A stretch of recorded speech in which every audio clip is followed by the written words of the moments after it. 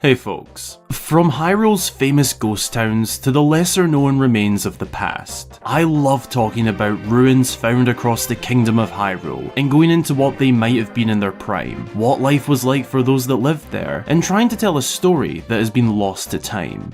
World lore and storytelling is one of my favourite things to look at in Zelda games, and the latest version of Hyrule is crammed with tales to tell. I've covered a lot of ghost towns and general ruins over the past wee while, and in those videos, I often mention or lightly cover outpost ruins, but never have I ever actually done a video dedicated to those remains. So in today's video, we're going to take a look at the lore and lost stories of Hyrule's fallen outposts. Locations where many knights of Hyrule were situated and defended the kingdom during the likes of the Great Calamity. Oh, and before getting into this, I want to give a massive shout out to Aaron Grubb Music, who recently released his Legend of Zelda Volume 4.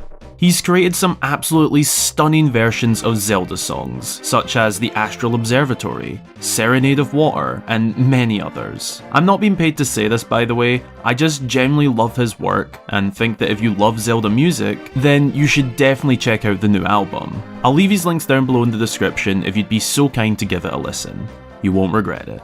Be sure to go and grab yourself a snack and drink, folks. Send them in on my socials for a chance to be featured right here. Subscribe if you're new around here for more fabulous Zelda content coming your way. And let's explore some fallen outposts. So what exactly is an outpost by definition? In the context of the Hylian army, an outpost would typically be a small army camp located a good distance away from the main army, situated at Hyrule Castle, often used for surprise attacks or extra layers of defense. In Hyrule's case, this would mostly be for defense and protection purposes, as there has been no ongoing wars that we are told of in recent history. The only major attack the Hylian army faced was the devastating Great Calamity. However, in the modern day, most outposts still remain, far from their prime condition, but still intact enough to inspect and investigate the remains. So let's start by taking a look at a few of the central outposts. While still fairly close to the main home of the Hylian army, central Hyrule still has its fair share of outposts, from the gatepost town to the garrison, all the way to the outpost ruins, which is where we'll start. This was without a doubt the largest outpost across the entire kingdom, spanning from just beside the Great Plateau all the way to Proxim Bridge. This outpost contains many buildings varying in size, small lookout platforms, and the trademark outpost flags. These markers can be found all across the kingdom and typically mark some sort of outpost or checkpoint. Not every Hylian army outpost has one standing today, but back in their day, they all would have, making them known from a distance for travellers to see far and wide. The buildings contained beds, shelves, and generally living facilities, as many knights would have stayed here for days to weeks at a time. These outposts were likely 24-hour operations. Whilst half the knights are on duty, the other half are resting. Speaking of on duty, what were the duties of an outpost knight? Well, it isn't really detailed anywhere in the game, but we can take some fairly safe guesses. It's likely that their jobs were quite busy and active, requiring a lot of focus. Most outposts have these small vantage points, which I believe may have been used as many lookout points to spot incoming travellers, and potentially threats, some of which even have wee stools. So it's likely a shift up here could have lasted many hours, which, while sounding a bit boring, whoever was on lookout would have had to have been fully focused and aware in case of any incoming threats, such as invaders from other lands, monsters, or maybe even criminals such as bandits. With such a large space and a ton of knights living on site, patrols would have been a large part of these operations, likely done on horseback, patrolling around the local area to ensure everything is at peace. From this specific outpost, I'd imagine patrols ventured in and around this radius up towards central Hyrule, down towards the other end of the Great Bridge of Hylia, as well as around the Great Plateau, connecting to other nearby outposts. These patrols likely also ran day and night to ensure the safety of the kingdom.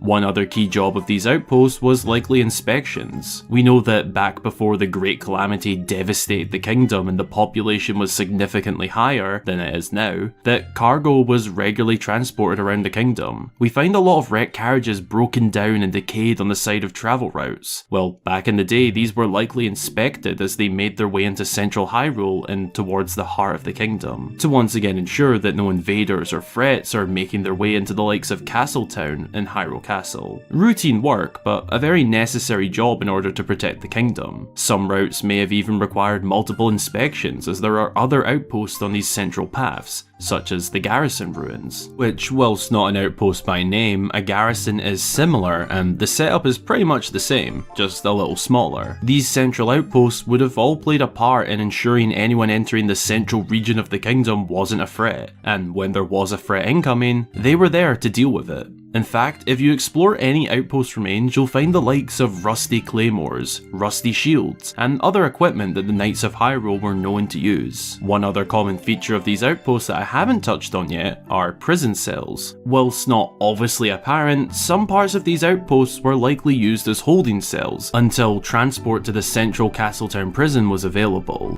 Overall, these outposts were in their prime, strong lines of defense that served a very important purpose to the kingdom, day and night operations that didn't stop, from routine jobs to being ready for battle, particularly in the central regions of Hyrule.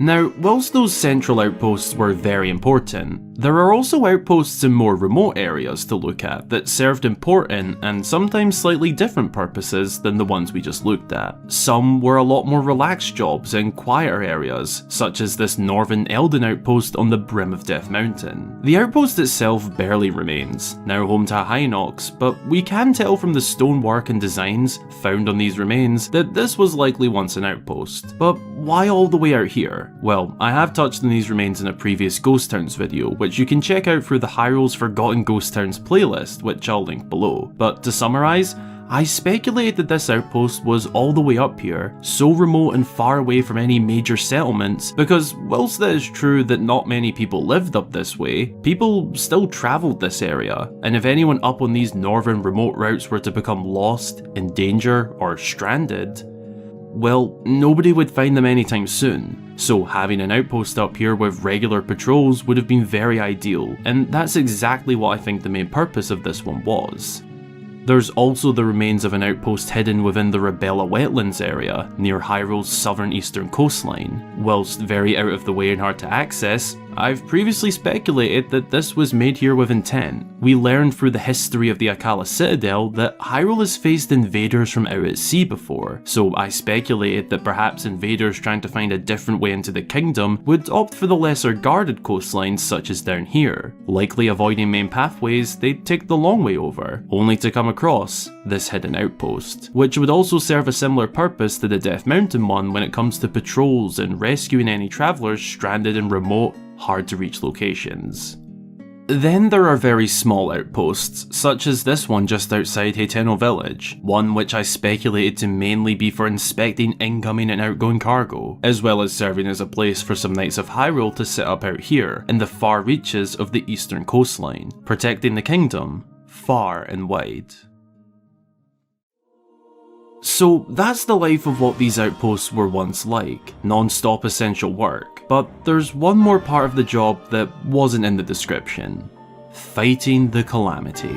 Just over 100 years ago, the Kingdom of Hyrule was devastated by the return of Calamity Ganon. A malicious and infectious attack nearly destroyed Hyrule entirely. Monsters were everywhere. The Shigatech Guardians that were supposed to protect the kingdom against exactly this were possessed and turned on the kingdom, and Hyrule was very quickly face to face with its doomsday. The large majority of the population were murdered. Homes, monuments and structures across the land were turned to rubble. The fields burned for ages, and Hyrule was left with a nasty scar. During these horrific events, the Knights of Hyrule across these outposts would have fought in battle against the Calamity until the very last moment. holding off hordes of monsters as long as they could, battling against guardians that could destroy them with one quick blast. These brave knights and strong outposts definitely slowed down attacks and saved as many lives as they could, holding off the calamity whilst the people fled for the far reaches of the land, seeking safety.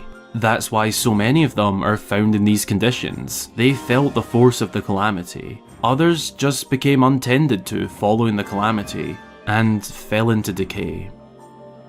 Outposts were once a very crucial part of how this kingdom operated, an integral piece to the puzzle back in their day.